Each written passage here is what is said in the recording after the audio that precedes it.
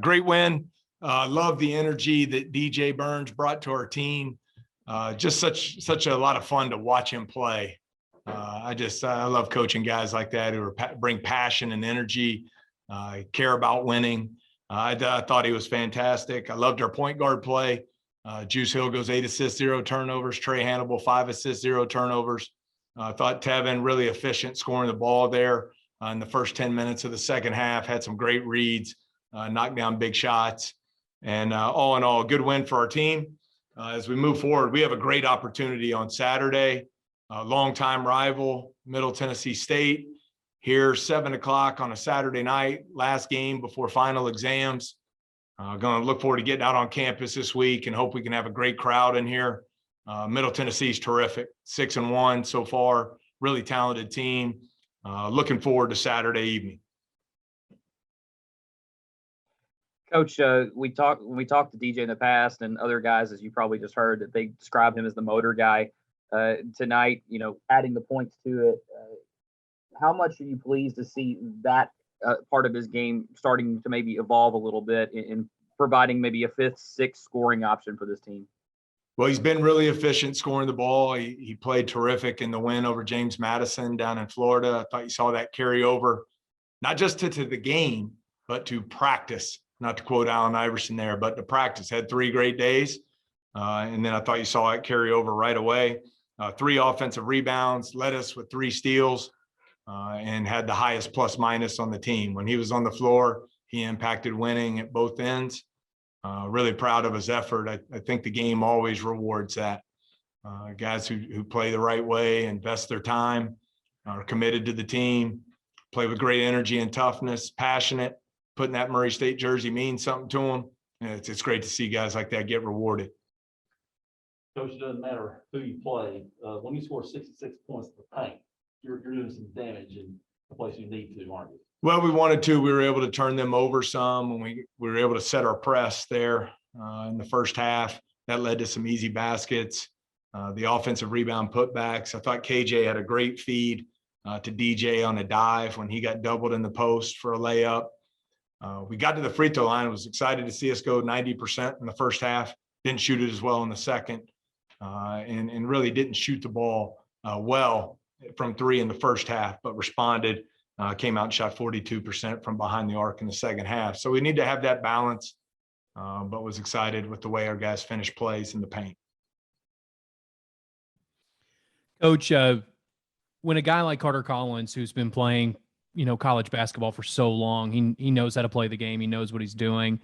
How as a coach do you walk him through maybe a shooting slump, where he's just not shooting it from 3 as well as maybe he wants to right now? That's a great question, Ed. I don't have the exact answer. All right. I just know that you have to trust the work that you put in.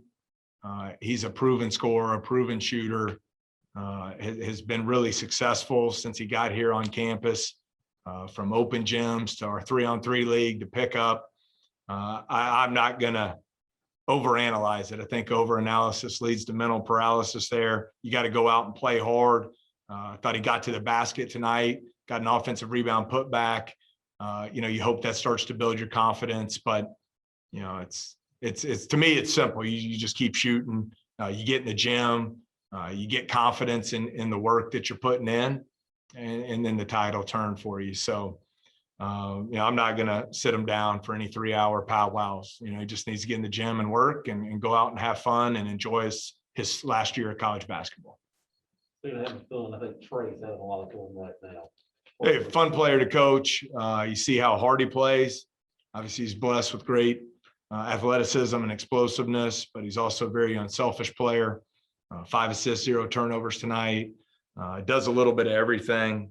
Was excited to see him get to the free throw line. That enabled us to set our pressure there in the first half. I thought he really changed the pace of play, the pace of the game when he came in. He turned it into a 94-foot game, which is what we were looking to do.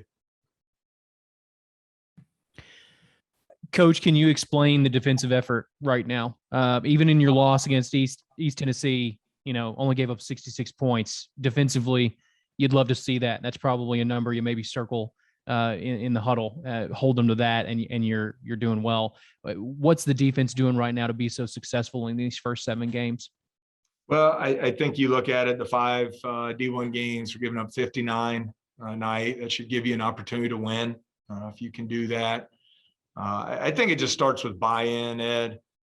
Guys have to be bought in to the defensive philosophy of the program. I think our guys are. Once you have the buy-in, then it comes down to relentless effort. Then you throw in some basketball IQ and instincts.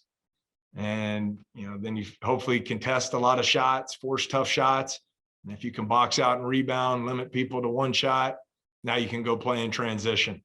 So there's certainly some areas we need to clean up defensively, but I've been pleased with the overall effort and commitment at that end of the floor. If we can maintain that, I think it'll enable us to keep getting better. How do you carry over what you've done last week and then tonight, which is playing really consistent basketball, into a game on Saturday against MTSU, a team that's, they're off to a 6-1 start. They've looked pretty good to this point. Yeah, really good, Adam. They long, athletic, play extremely hard. I've watched several of their games. There's great energy over there on the bench, which tells you they've got a good basketball culture in place now. I've been really impressed with their team. So as far as our end, we got to control what we can. We'll be off tomorrow. It's a big week for us. This is the last week of classes. So our guys need to finish the semester strong academically, number 1. And then number 2, we got to get back in the gym and get to work, start preparing for Middle Tennessee. Like I mentioned in my opening statement, I hope we'll have a great atmosphere in here. Our guys are working extremely hard. They really compete, lay it on the line, play unselfish basketball. Be 2 really good teams playing Saturday night at 7. I can't wait to get back to work on Wednesday. Coach, in a game where KJ scores 9, and that's not really anything to scoff at, especially in college basketball, but you have 4 other guys in double digits and then another guy on the verge of double digits. I assume that's kind of something you want to see whenever one of your bigger scorers isn't scoring as much as he's used to.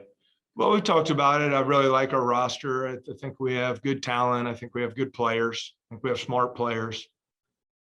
So you saw it against James Madison. We had 5 guys in double figures, great balance. But KJ, man, what a player. He's gotten his season's off to a great start. He's playing very well.